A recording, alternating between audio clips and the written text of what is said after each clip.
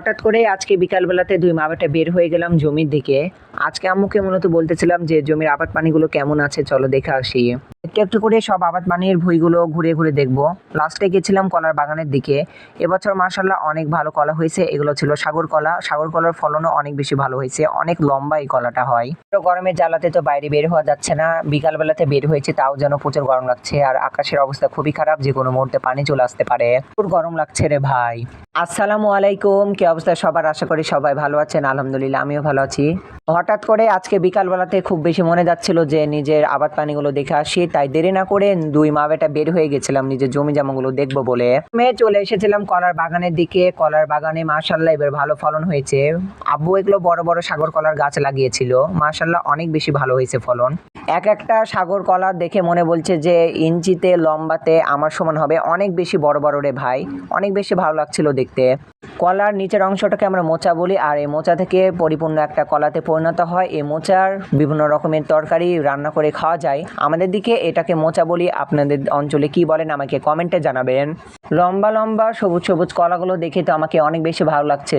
দেখে মনে বলছে এখনই সব কিছু খেয়ে নিই। আস্তে আস্তে ঘুরে দেখতেছিলাম যে কলার বাগানের কোনো ক্ষয়ক্ষতি হয়েছিল কিনা। আল্লাহর রহমতে কোনো ক্ষয়ক্ষতি হয়নি। ফলন গাছ দুটোই ভালো আছে।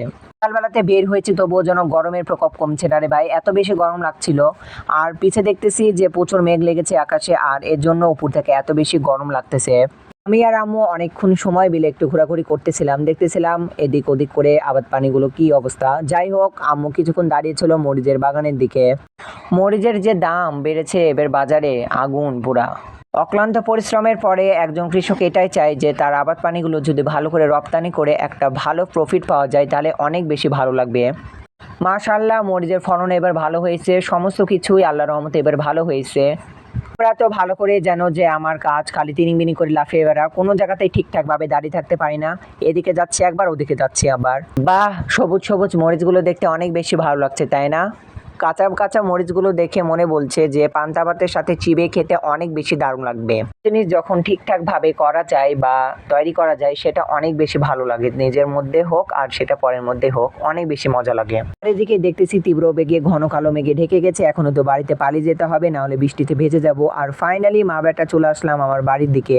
যে আমার গার্লফ্রেন্ড মানে আমার মাকে একটু ফুল গিফট করলাম, অনেক বেশি ভালো লাগছে আমার।